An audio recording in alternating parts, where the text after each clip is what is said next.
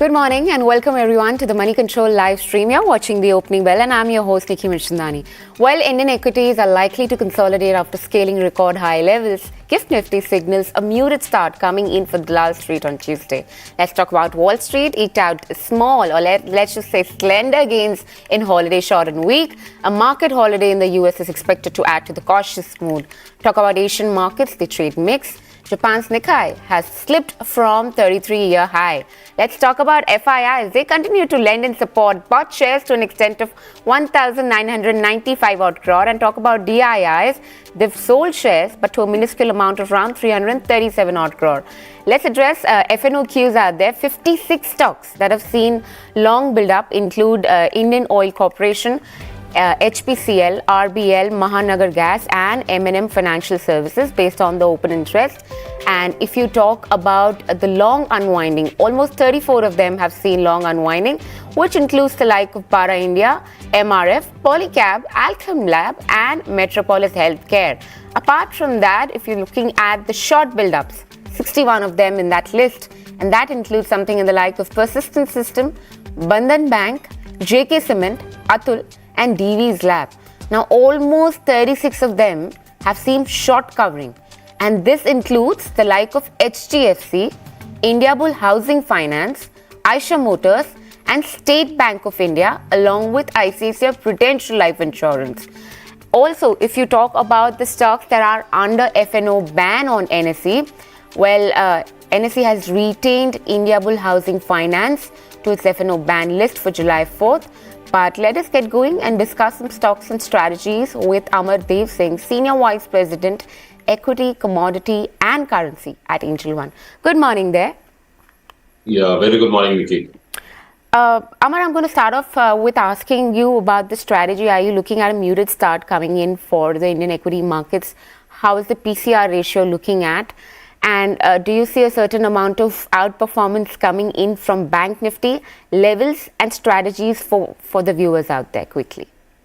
Yeah, so looking at, first of all, Nifty, we are seeing very strong bullish momentum. And also what we are seeing is that if you look at the OI data, we've seen long build-up happening consistently.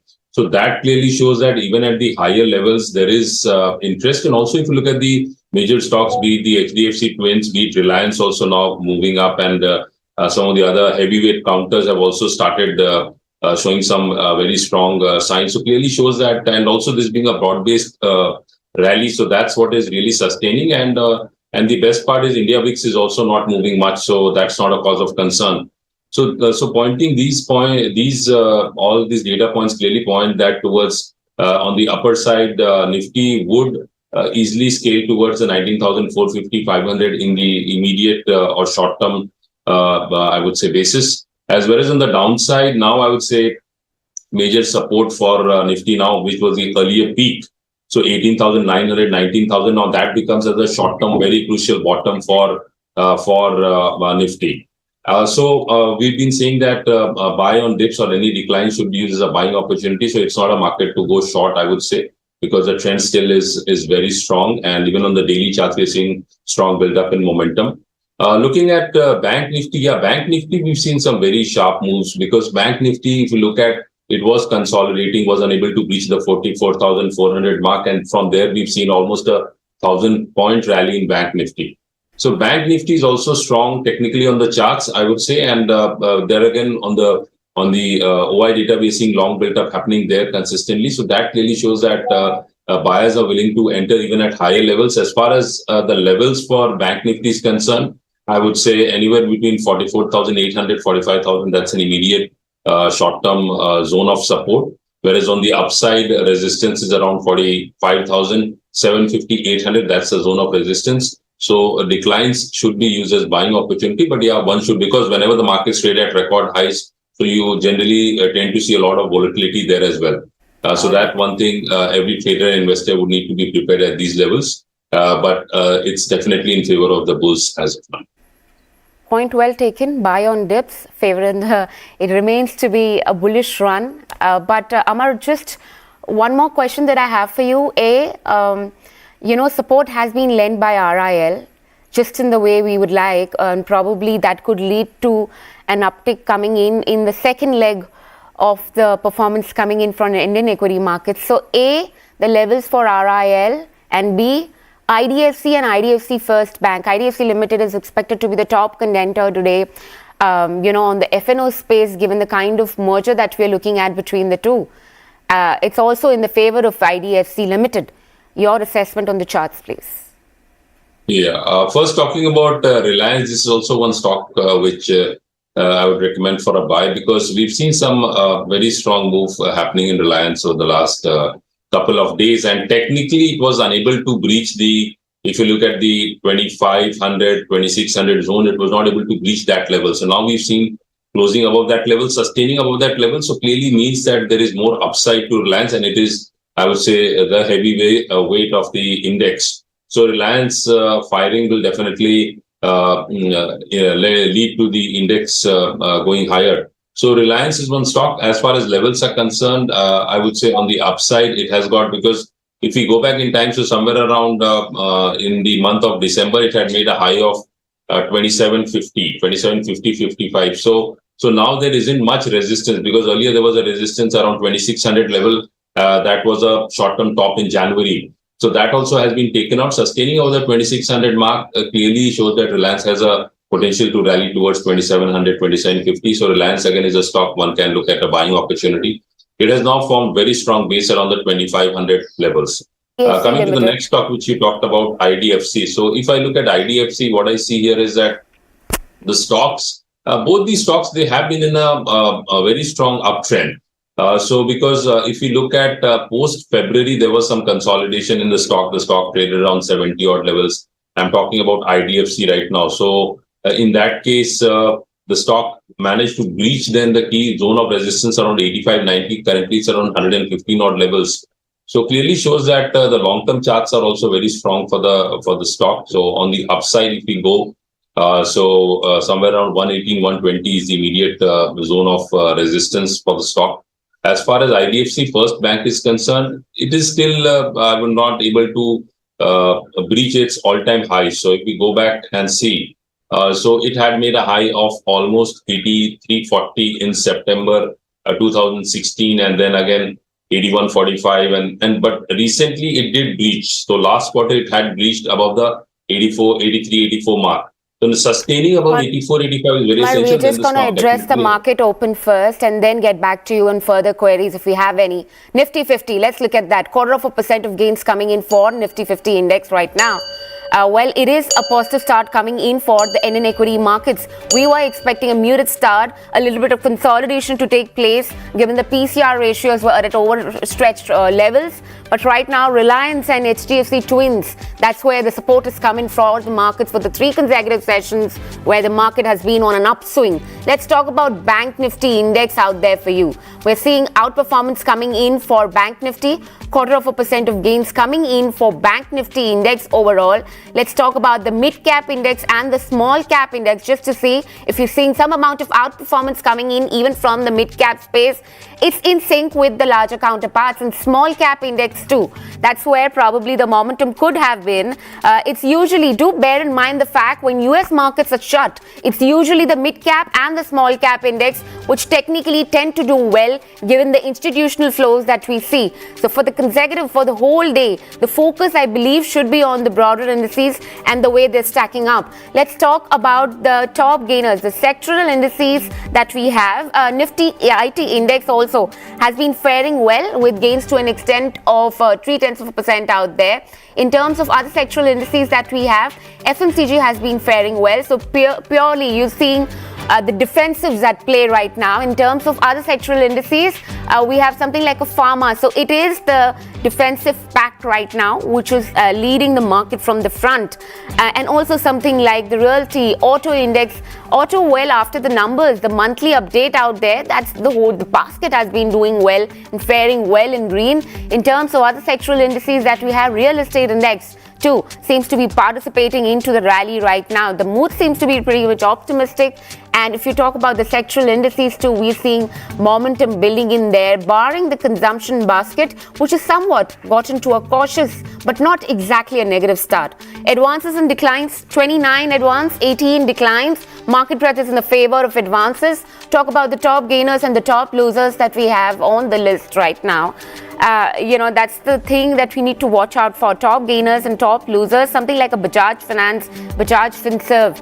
So these are the twins. Bajaj Finance, where we're seeing good update coming in on Q1 numbers, and on account of that, couple of brokerages have upgraded the report. Bajaj Finance is the one for you, along with Bajaj Finserv. So clearly the financials again. Hero MotoCorp, top gainer again on the list. M&M, Bajaj Auto, and IndusInd Bank. So technically, it is Bajaj Group which is doing well in trade today. Titan, HDFC Bank, and Wipro. These are the other top gainers that we have on the list right now. Let's talk about the top losers. Well, a little bit of diversified trend playing out for the auto names. Eicher Motors is also featuring into the top losers list. Bharti Airtel and NTPC. These are some of the other top losers that we have, along with ONGC, Britannia, and DV's Lab.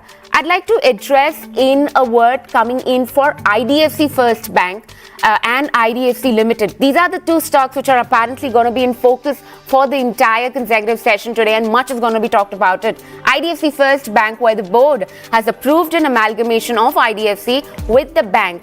The merger ratio is 155 to 100, and the share exchange ratio, of course, for the amalgamation is fixed at 155 equity shares of IDFC First Bank for every 100 equity share of IDFC. The deal is right now in the favor of IDFC.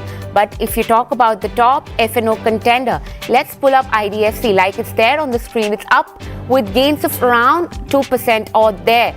If you talk about IDFC First Bank, there's a bit of update coming in for Nuvama, where it says that IDFC First Bank is the top contender for MSCI August inclusion. Inflows to an extent of around 170 to 180 million, and that is despite the merger corporate action. So IDFC and IDFC First Bank and Bajaj Finance, like you saw up on your screen, upgrade coming in on back of the quarterly update. The company has registered in a 34% year-on-year growth in Q1. That's a splendid number that we're looking at. It clocked in deposit book grows at around 46%. The AUM has increased by 32%, and the net liquidity that remains in surplus at around 12,700 crore. CLSA has given a thumbs up, upgrade on buy. Target price has been raised to 9,000 rupees. That's a sharp target price that we're looking at. Talk about Avenue Supermarts. Again, a good update coming in on that one. Q1 revenue has grown by almost 18%, and the number of stores too has increased. Overall, there is a bit of downgrade which has come in for L&T Finance. It's a little bit odd to have downgrades in a structurally bull run, in the markets like these. So Kotak Institutional on L&T Finance, there's a downgrade, target price 95. And it says that the stock has already rallied a lot given the anticipation of management change, implying that the street is excited with the new CEO. The turnaround is a long process due to structural constraint, and profitability cannot change overnight for the company. So that's the word coming in, and that's the downgrade coming in for L&T Finance out there. But, I'm just going to quickly go back to Aamar and check with him his view on Bajaj Twins, because they're leading the market from the front and probably contributing to the financials out there. Just 30 seconds on this, Aamar, please. I would say Bajaj Finance definitely is very strong on the charts. We've seen some very strong upside, but it needs to sustain above the 8,000 mark, because that was the earlier high. So as far as Bajaj Finance is concerned, and looking at Bajaj Finserv also, if I look at somewhere around resistance around 1800 odd levels is a zone of resistance, but both are long-term buys definitely without any doubt. All right, so that's the word coming in. Both are long-term buys, and do keep an eye out on Bajaj Finance. Also, I would, Aamar, one last question that I have in my mind is, what do you do with the auto now? Something like auto numbers have been fairly good enough. If you talk about the day-on-day performance also, the rate sensitives have been doing well. And with the monsoon faring out to be better, or just let's just say catching up with the progress? How do you look at the basket and your specific picks within the basket on the, given the chart readings? Yeah, I would say that among the auto space, we've seen some really good moves with Mahindra, with Tata Motors. But I would definitely like Tata Motors because this is one stock which is again trading at almost at its record highs. And overall, also going forward, we see a lot of potential here. So this is one stock on any correction can be used as a buying opportunity from a long-term perspective. From a trading perspective, yeah, we could see some sort of correction towards the 560, 570 odd levels, but then again, that could be a buying opportunity. All right, Aamar, we're just going to leave it at that. Thank you so much for taking out the time and speaking to us this morning. All right, so now let's address the fundamental side of the story. We've been scaling record highs and seems like a dream run coming true for Indian equity markets with the required amount of support coming in from the FIIs and DIIs too. Have been seeing some amount of flows. But, to talk more about the direction of the markets and the outperformance of the broader index, we've been joined by the director of IIFL Securities, Sanjiv Bhasin, this morning. Mr. Bhasin, good morning. Yeah, good morning. Good morning. All right, a significant outperformance coming in from the mid-cap and the small-cap space. I wanted to understand from you, how are you looking at it on a very aerial structural basis? Do you think this is a structural bull run and the participation is expected to last, or would you have any other views? Well, your gestures tell it all. The left out feeling is humongous, and anywhere you go now, it's all about the Nifty and the Sensex. But a word of caution, the indices are overbought, mid caps are where the party is, so be stock selective. Don't just go blindfolded because it's been a huge party. And if you have been invested, I recall coming couple of months back and telling everyone when the gloom and doom was there that India is set to outperform. There are two primary reasons. One, FI is underweight and now turning overweight because of our demographic premium. And believe it or not, mutual funds sitting actually on 6-7% cash. So their prerogative is actually to invest, not time the market. This is where you're seeing the left out feeling being humongous. So I think mid caps is where we will make that extra delta. On the indices, I think we are very, very close to a top. Wait for a correction before you put more money in. That's the word, a bit of cautious undertone out there, but mid-cap space is where the party is. Sanjiv, which are the players that probably can lead to the outperformance, and also the pockets where investor probably need to keep a close eye out on? So you have to be selective, and these are some names which have have underperformed, but I think the fundamentals hold good. First would be GMR.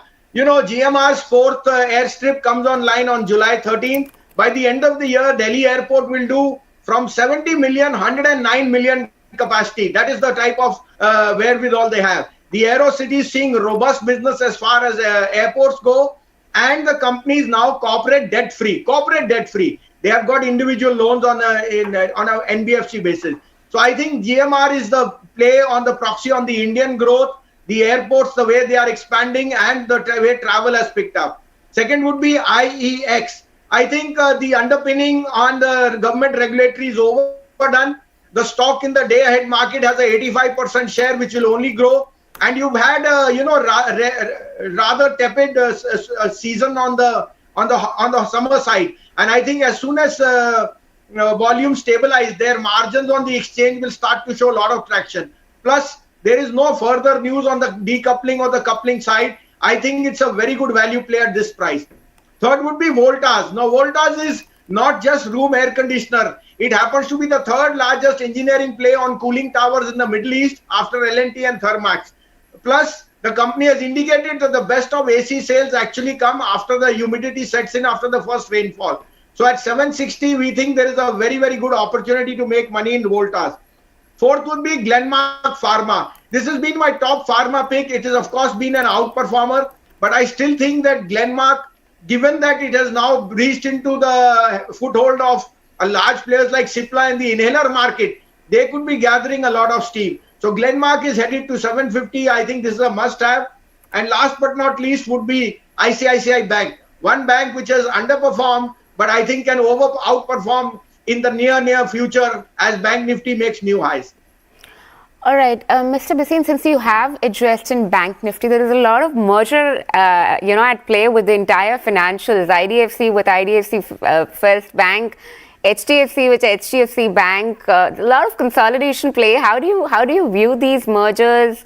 How are you looking at the financial space? What are your top picks within this space? Tell us more about it.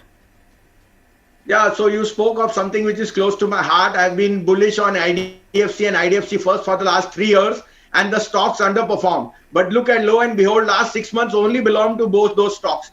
And there was immense value. I think Vaidyanathan has been a turnaround banker, and he's really put the cat amongst the pigeons, given that IDFC and IDFC First will now, after the merger, become one of the top 10 banks.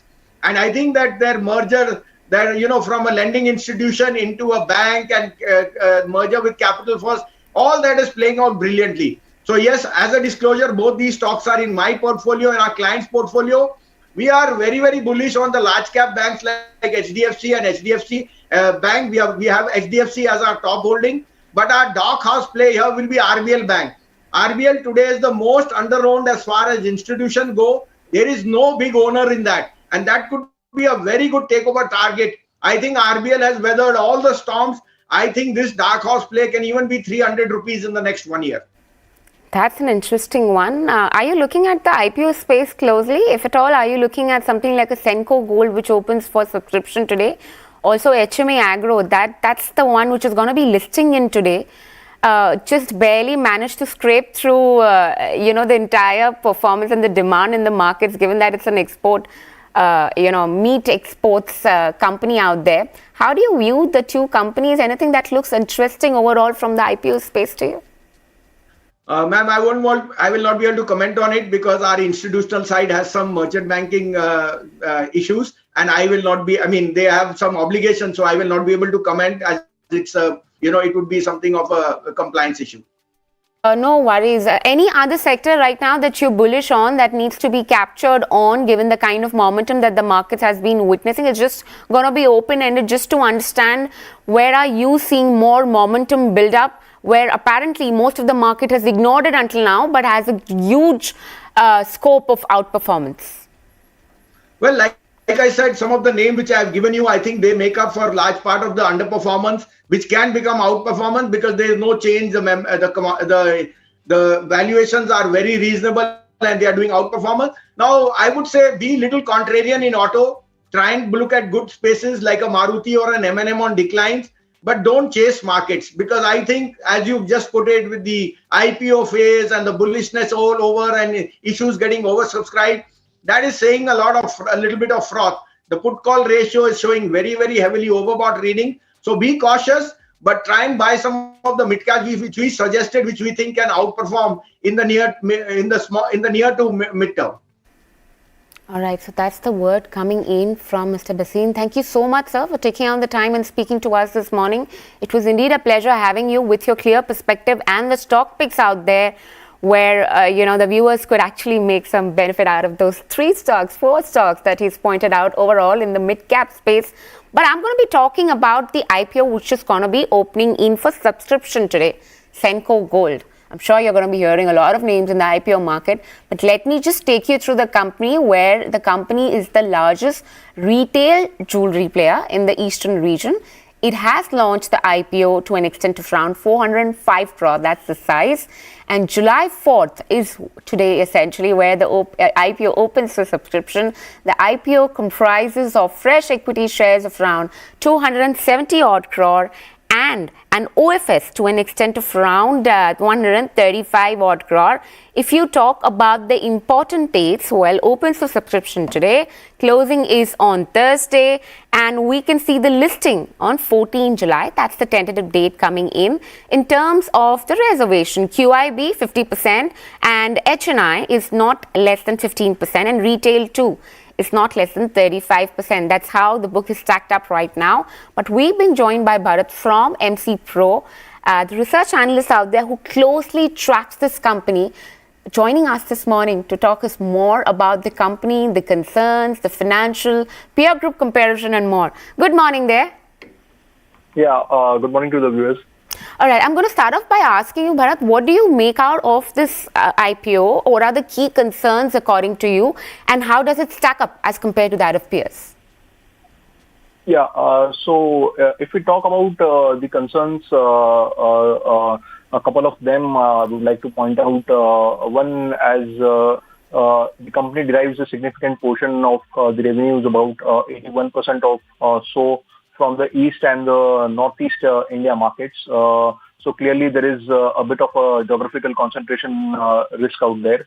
And the second is the volatility in the gold or the diamond price, can have a significant bearing on the inventory value and profitability. But that is a concern also at the industry level as well.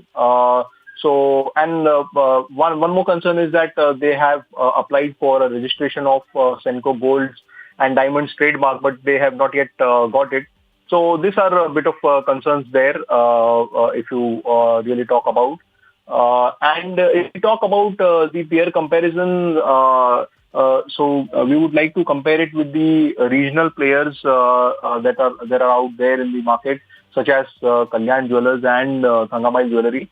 So if we talk about the comparison, clearly the Senco has a better profitability, be it at the gross level or at the net level compared to the other two players. This could be attributable to slightly better product mix that Senco has. They have a lot of varied designs, and they have focus on the lightweight jewellery.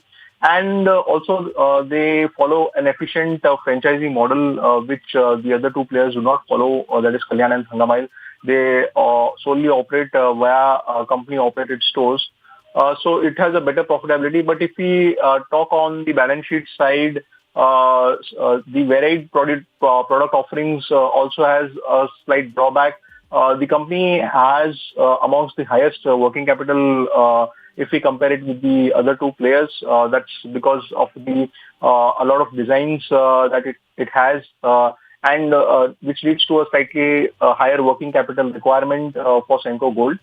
Consequently, this has a bearing on return on capital employed. So Senco's return on capital employed is slightly lower, about 200 basis points lower if we compare it with the other players, Kalyan and Thangamile. So to sum it up at all, it has a better profitability but slightly lower return on capital employed. So that is how it stacks up with the other players if we talk about.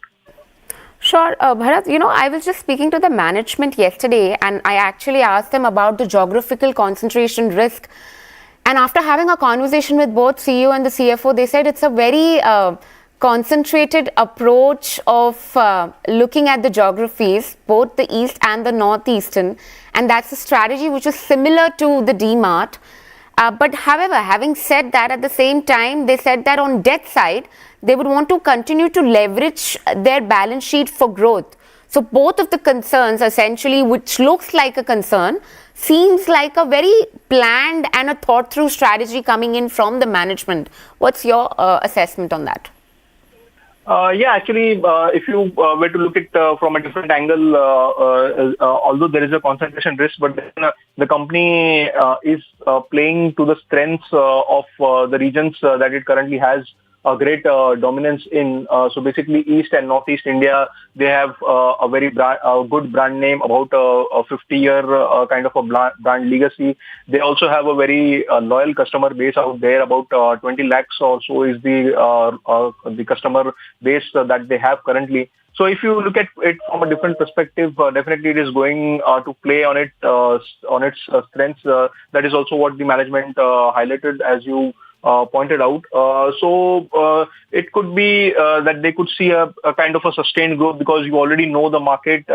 You have a good customer base. You can build on it. So that is and in retail sector, that's a cluster-based strategy. Always gives you a very good efficiency because if you expand in and around regions where you are currently strong, it gives you a very a good base to work on, and you can vouch for a steady growth in revenue as well as profitability. So that is what our take would be on that.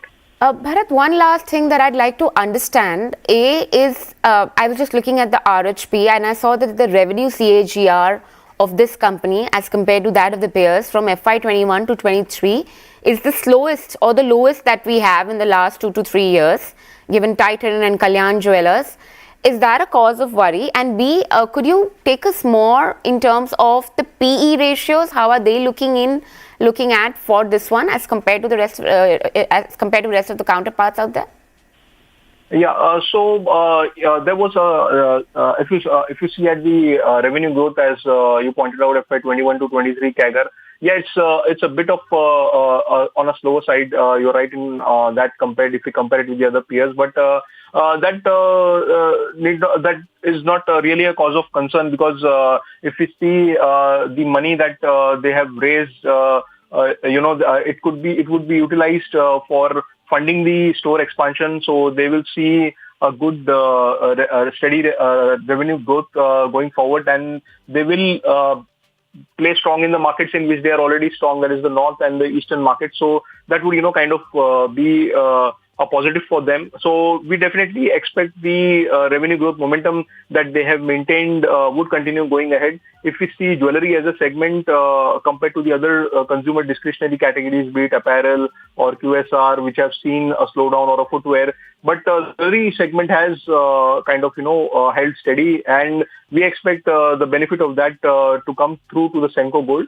And if we talk about the valuations, it's really at an attractive valuations if we compare it with the regional players. So on an FY23 basis, Kalyan Jewellers is trading at about 33 times. So whereas if we talk about Thangamal Jewelry, it is trading at about 26 times.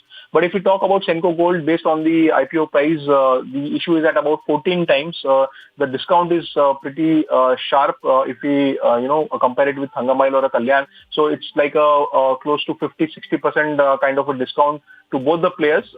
So the valuation is pretty high, and they with the IPO proceeds, the funds that they get, they can surely pace up the revenue growth. All right, so that's the word coming in for Senco Gold, which opens up for subscription. Bharat, thank you so much for taking out the time and speaking to us this morning with all your analysis out there. Just to sum it up, just 4 points here. It's capitalizing on the regional momentum. The focus is continue to grow and, continue to leverage rather on the balance sheet for growth. Attractive valuation, but the revenue CAGR is a bit lower as compared to that of counterparts in the last 3 years. Well, with this, it's a wrap, and goodbye from the entire team who puts this piece together. Thank you so much for watching. Please do post your feedback for us in the comment section below. Follow us on the link at the bottom of your screen. And for rest of the updates, stay tuned into moneycontrol.com and Moneycontrol app.